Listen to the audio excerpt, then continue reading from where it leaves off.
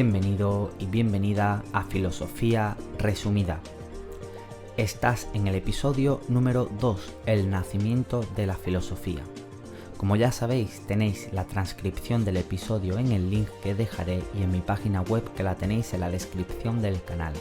Y ahora sí que sí, comenzamos con el episodio. En este episodio vamos a hacer un poco de historia de la filosofía de una forma breve y rápida. La filosofía tiene origen en las costas jónicas, en lo que conocemos hoy en día como Turquía, entre el siglo VII y VI a.C. Ya más tarde, en el siglo V a.C., se pudo hacer práctica en Grecia y en concreto en Atenas. Estas ciudades eran muy ricas y había mucha variedad de personas, ya que se encontraban en la red de intercambios comerciales del Mediterráneo. Es curioso cómo en Mileto surgió la primera pregunta filosófica en la cual encabezaría tras ella más cuestiones hasta llegar hoy en día. Esa pregunta tan famosa es: ¿qué es la naturaleza? Un conjunto de sabios intentaron dar respuesta a esta pregunta y uno de ellos fue Tales, considerado como el primer filósofo. Hay que destacar que en el origen de la filosofía estaba el mito, es decir, se usaban argumentos fantásticos para poder describir la realidad. El paso del mito al logo o a la razón se va dando poco a poco, es decir, no hay un antes y un después ni un cambio radical. Es muy famosa la mitología griega, que intentaba en todo momento dar respuesta a cómo era la naturaleza. En ella explican el caos que se encuentra en la naturaleza y la necesidad de una ley para poder obtener el orden. Estos primeros conceptos de caos, orden o ley son los primeros que hacen y dan respuesta a lo que se entendía por naturaleza. Para la Grecia antigua, los conceptos de bello y bueno conformaban el equilibrio de la naturaleza y lo transmitían a través de la poesía, a través del drama o incluso a través de la música y de las esculturas que hoy en día conocemos.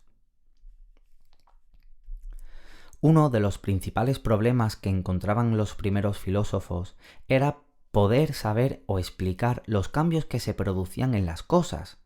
Como un día una cosa era de una forma y al otro día ser diferente, o por ejemplo, el cambio entre la vida y la muerte.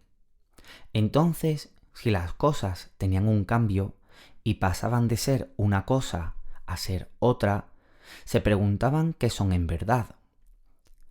Si por ejemplo una cosa era y deja de ser, esa misma cosa es y no es, creando así una contradicción.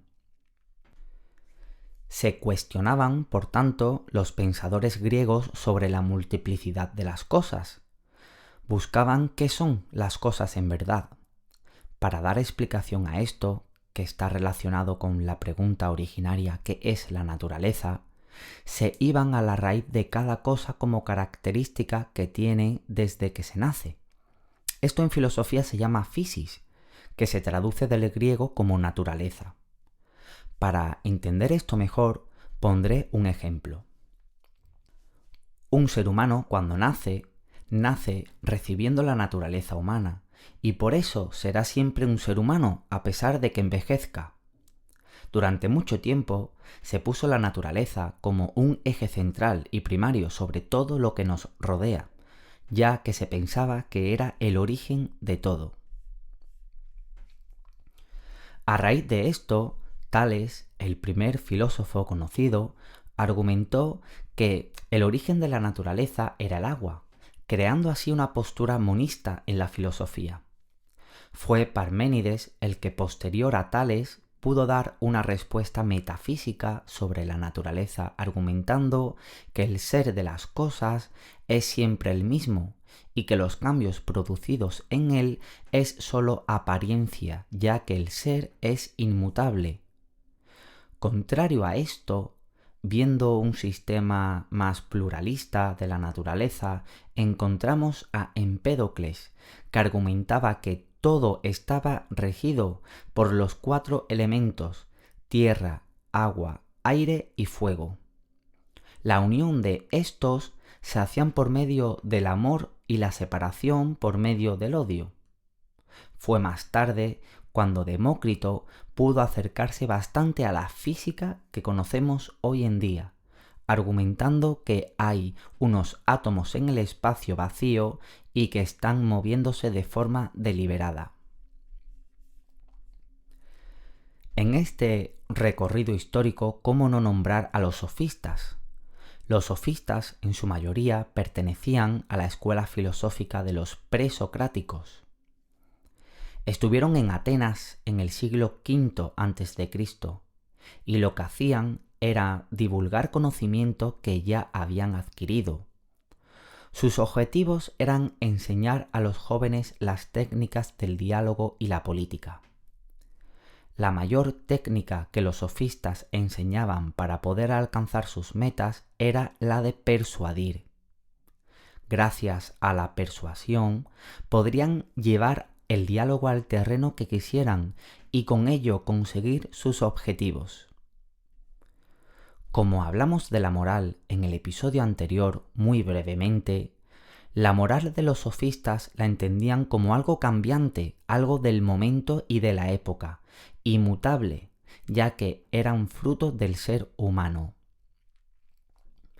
Este relativismo hacía que la moral también la mostraban de forma individual, de cómo percibían las cosas, es decir, que cada individuo veía y entendía la realidad de las cosas de forma diferente y no de una forma universal. A pesar de la creencia que puedas tener sobre que Sócrates era sofista, la realidad es que no lo era, puesto que iba en contra del ideal de los sofistas. Estuvo alejado de la vida política, algo fundamental para los sofistas, y creía en una verdad universal, cosa que para los sofistas, como hemos dicho antes, era relativa. Como bien sabéis, Sócrates fue condenado por los demócratas a muerte por la cicuta. Lo que podemos conocer de él lo sabemos gracias a su discípulo Platón. A destacar de Sócrates, me gustaría hacer hincapié en 2 términos muy importantes que son la mayéutica y la virtud. ¿Por qué digo estas 2 palabras? Pues bien, para Sócrates la mayéutica era a lo que llamamos el razonamiento inductivo. De esta forma, tras varios juicios en particulares, podremos sacar un nexo en común, haciéndolo un juicio universal. Por ejemplo, el tiburón 1 es carnívoro, el tiburón 2 es carnívoro, el tiburón 3 es carnívoro. Conclusión: todos los tiburones son carnívoros.